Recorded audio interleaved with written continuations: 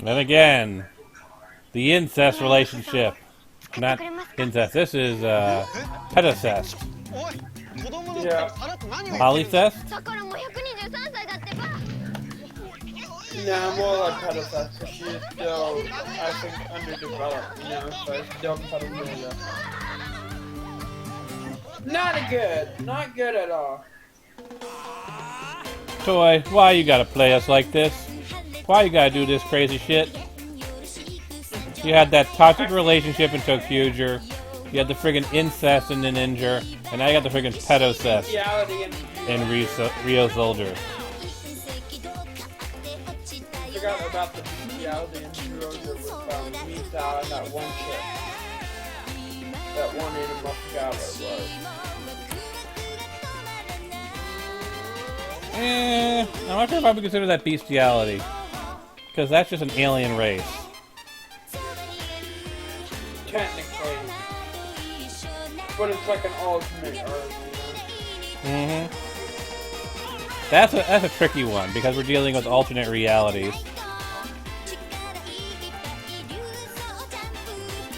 It'd be like, Bowser having a thing for, Daisy in the Super Mario Brothers movie. Yes, I went there.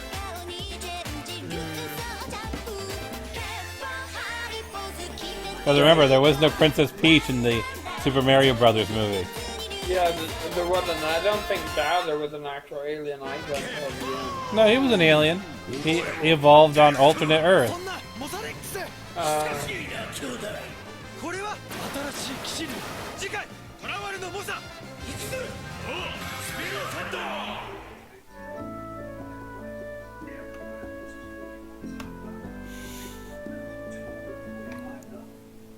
We could watch that for one of our seasons. It would. I'd have to do a special broadcast of it, but it would be fun to riff the Super Mario Brothers movie. That wouldn't be a bad idea. And maybe we could put Princess Freaker at the end of it, you know? Well, it's 2 hours in and of itself, so that would be the entire broadcast, just a movie. Would you ever consider doing like more Princess Freaker just to get it done with, you know? No. Once they reach the level of stupidity that they reached in episode 30, I stopped and I'm not turning back. What if I paid you like $10 for like 2 episodes or something? $10 for one episode. Okay. And how many episodes are there? Well, was that episode 30 we stopped on? So there's got to be like, what, 20 more episodes? About $200. The level of stupidity was so blatant in that show that there is no forgiving it. I nearly hit that level of stupidity with friggin' Sailor Moon Alive, but that happened towards the end of it when there was only like 3 episodes left. When you've got 20 episodes left and you've already hit the stupid limit, you just say goodbye. When you hit the stupid limit and there's like 2 episodes left, you're like, okay, I can blaze through 2 episodes. How about Ninja? Did that get stupid? The problem with the Ninja isn't so much that it got stupid, it's just that it was bland. It's like Operation Overdrive. Like, it's not fun to watch. Yeah, like, I don't know, just something about it. They didn't have any, like, they could have done something with that sword guy, you know. I would love to have, like, a sit-down thing with them about the Ninja, just so we could take it apart.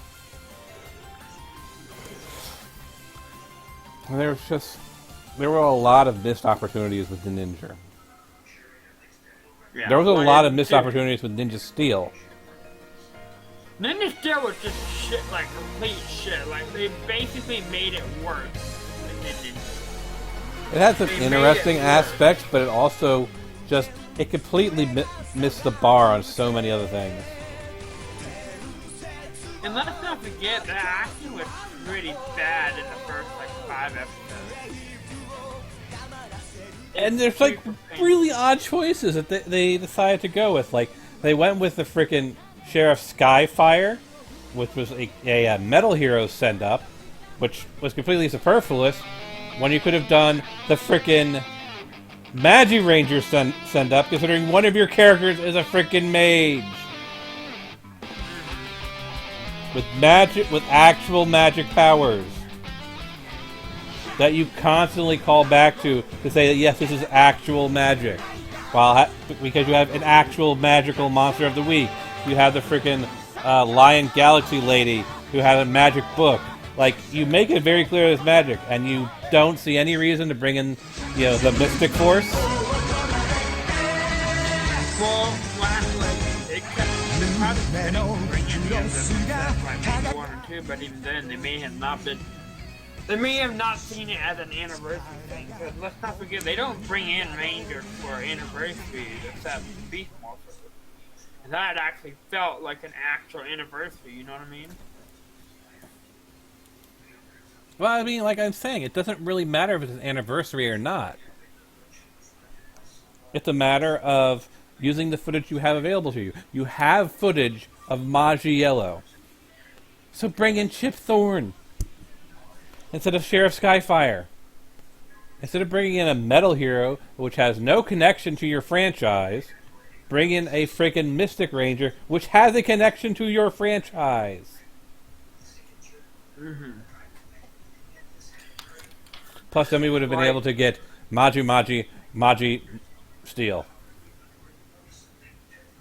But could that have worked, though? Which would have just been hilarious.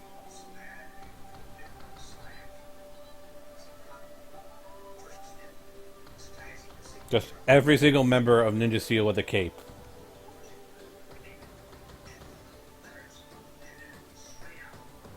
And Chip totally freaking the fuck out because they all have capes. Because it's Chip Thorne. Mm-hmm. There was so many missed opportunities by not having Chip come back. Mm-hmm. Like, what was the purpose of that show if Chip Lynn was right? Do you think they may have had the other writers come in and, or maybe with the higher-ups at Saban? I don't know what they were thinking. Like, it's the same thing with Beast Morphers. Like, they for some reason brought in Gavan. You really didn't need to adapt the Gavan episodes at all. But the funny thing is that they actually made a really interesting story with Gavan. Mm-hmm. Like they made it have him be like, I'm a cybernetic person who basically had to stream, or not stream, but basically he had to be buffed up just so that he could fight the monsters and stuff, but that made him less human, so therefore he couldn't show his face, which made this show a very, it made his character somewhat believable, you know? Like it was a dark arc? Yeah. Like, they didn't say he died in an accident or anything, they just said, I had to go through cybernetic attentions, or whatever they upgrades, in order to fight the evil.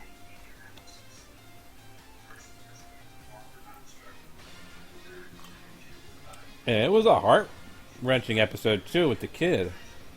Mm-hmm. And they had a rather interesting ending to it. I mean, I feel sorry for when the space police need another Gavan, they're just going to pick some other random rando and start upgrading him with cybernetics, so they didn't really resolve the issue with the cybernetics. The guy just retired and got turned back to human. That doesn't really solve the issue that if you need a Gavan in the future, you're going to have to grab some rando and be like, yeah, we're going to take away literally, like, half of your body.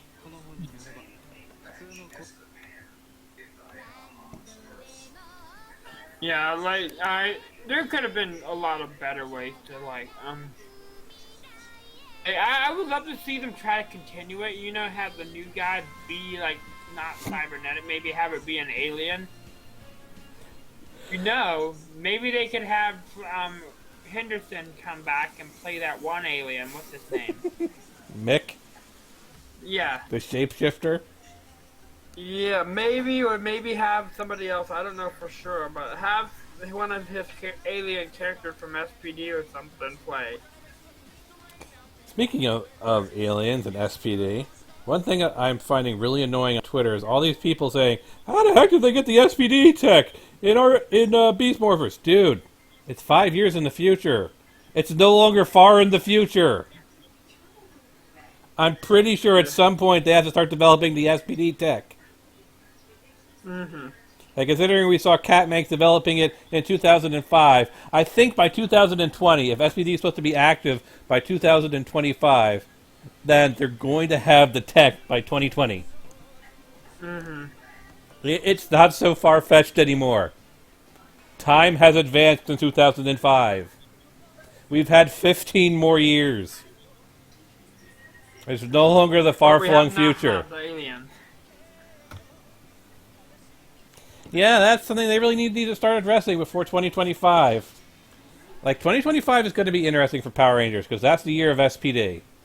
Like, they're going to have to find some way of addressing SPD, because the fandom is going to be saying, "This is SPD's year! This is SPD's year!" And if they don't do some sort of send-up to SPD, the fandom is going to freak out. Yep. Because it's not like Sentai, where every show takes place in its own universe. It's basically separate, and, Power Rangers did not do that. So. And it's not like Hasbro can be like, "Oh, we could just put it off." It's not like Hasbro can put it off like with Time Force, because the year 3000 is quite a ways off, and I'm not sure even Hasbro... And we might not be there.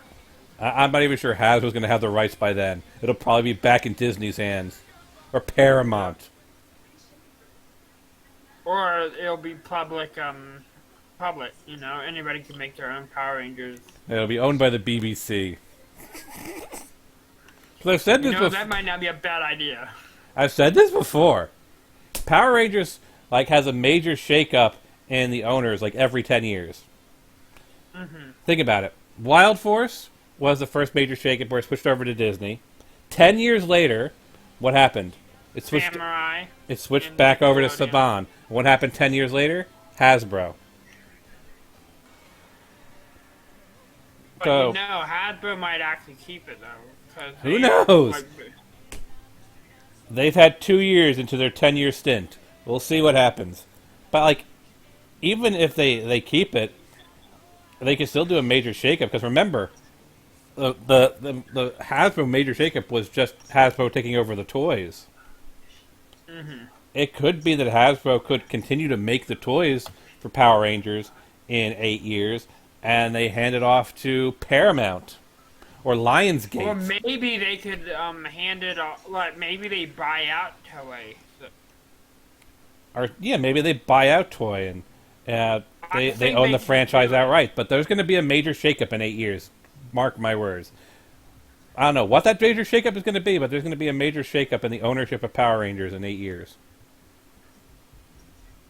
Because I can imagine Hasbro buying the Sentai toys and Kamen Rider as well for 20, they can probably buy them out for $3 billion, I think. Maybe. I don't know for sure if they'll be willing to do that, but... Or if it even costs that much, Power Rangers is not like Sentai over there, you know what I mean? Sentai is just I wonder what this is. Yeah, Sentai is an institution in there. But as I've said before, no Japanese CEO in their right mind, despite how bad Sentai sales are, is going to be the one that's going to go out and say, "Yeah, the show that your parents, your grandparents, your great-grandparents all watched? Yeah, we're canceling it this year." Mm-hmm. That's suicide for your career. And in Japan, probably suicide for yourself. Let's be honest. They probably commit ritual seppuku if they had to make that announcement. Not even kidding. Wouldn't surprise me if that happened.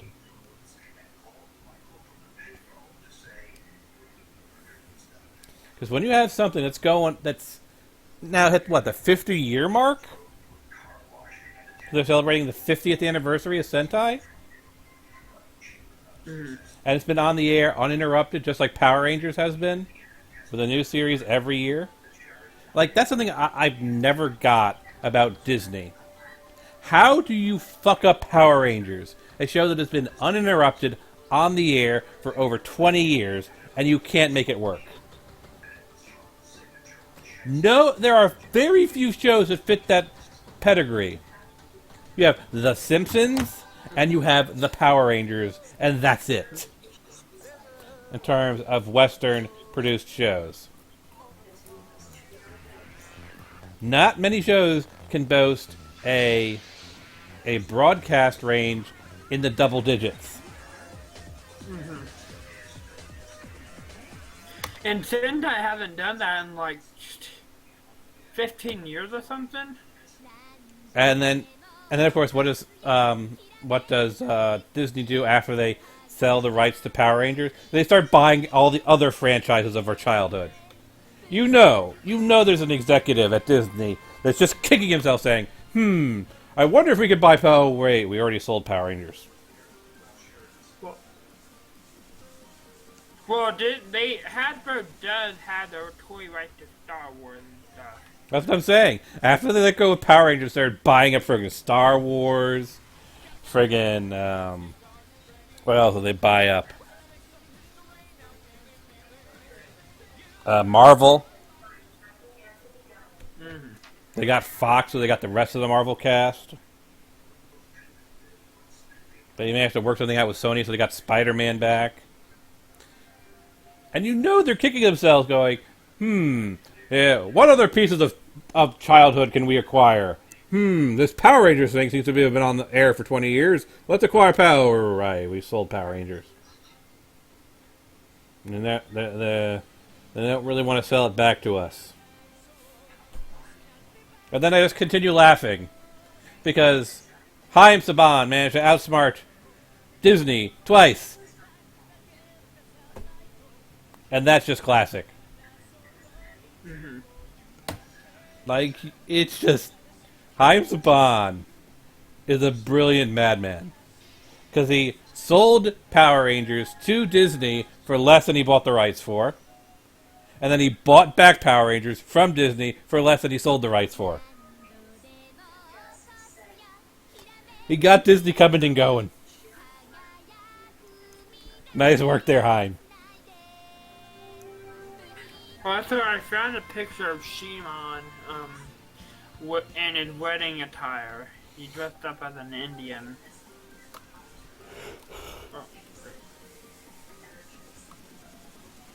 Anyway, we should probably end the stream here.